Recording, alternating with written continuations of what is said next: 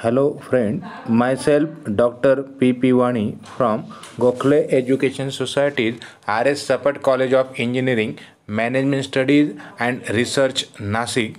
Welcome you all on video lecture series for engineering chemistry on water technology.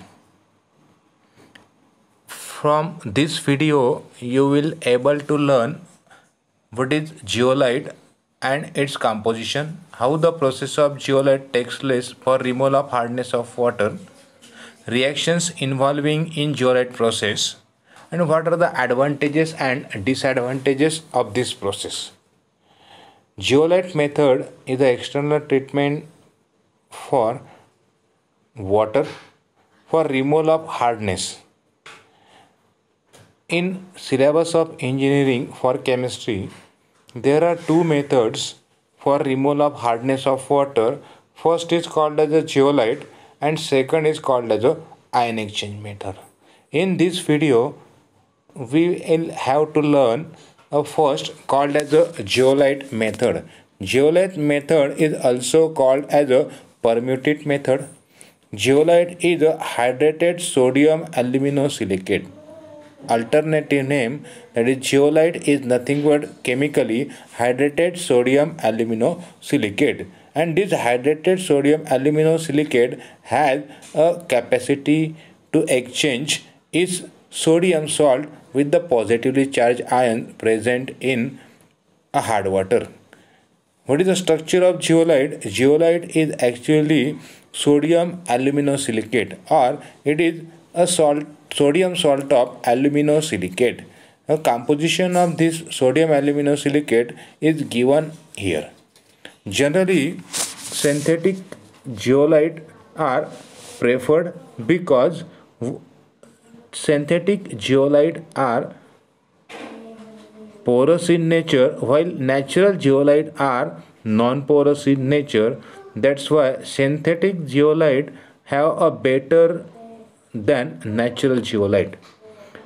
Porosity of the cavity size of synthetic zeolite structure is controlled by varying the ratio of silicon and aluminum in the composition of zeolite.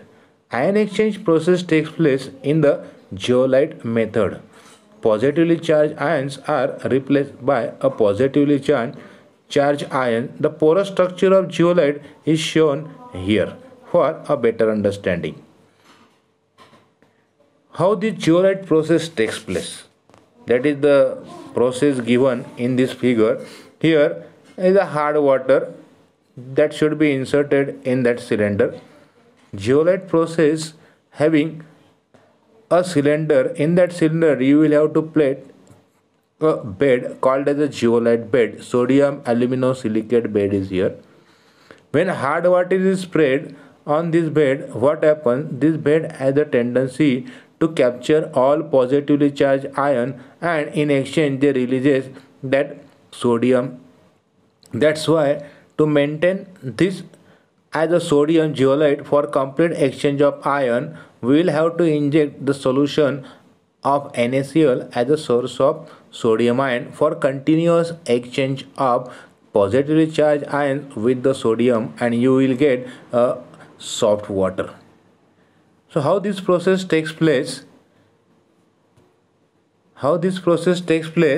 That when sodium zeolite, that is zeolite, when on that bed you add a hard water, that is hard water contains calcium bicarbonate and magnesium bicarbonate, then while passing that calcium and magnesium bicarbonate through that zeolite membrane, this membrane becomes of calcium zeolite and magnesium zeolite.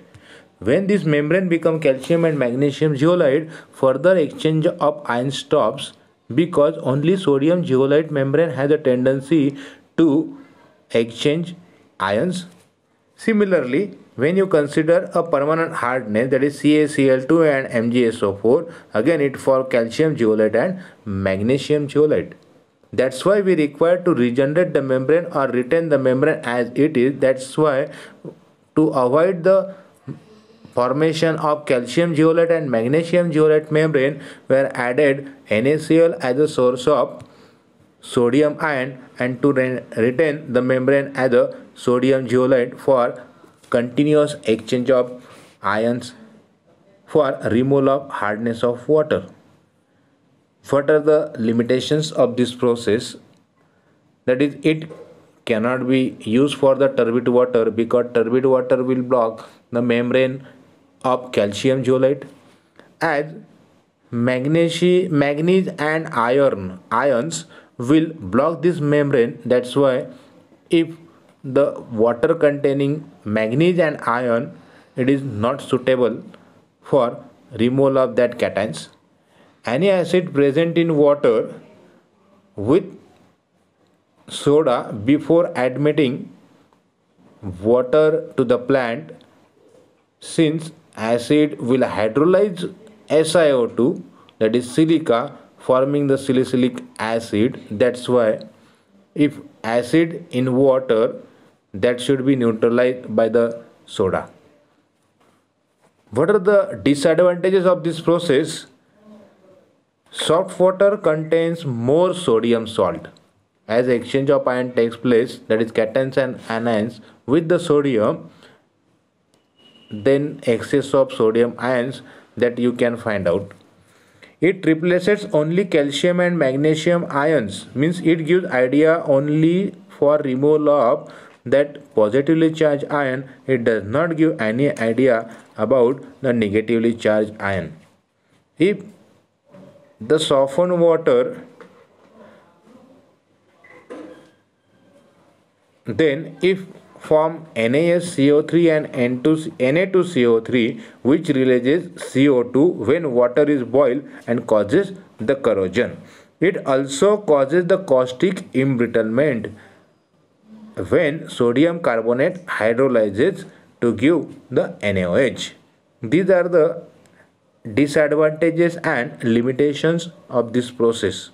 What are the advantages of this process? That it is 100% removal of hardness takes place and you get the water having hardness 10 to 15, means in short you will get the soft water. The equipment occupied a very small space. No impurities are precipitated, hence danger of sludge formation in water, and it does not require more time and more skill. Means these are the simple process for removal of hardness of water. Means how this process takes place, what are the disadvantages, limitations and advantages of this process, I think now you can know. That is a simple picture we are showing. Softening process where exchange of ion takes place. When exchange of ion takes place, no problem, but when you pass that calcium and magnesium, is lost its ability when this membrane becomes of calcium and magnesium zeolite.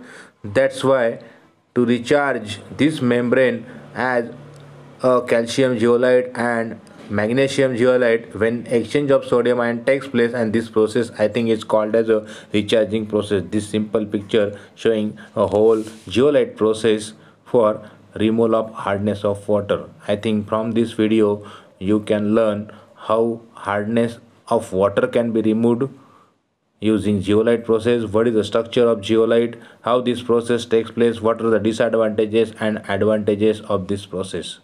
So thank you very much for your patience listening.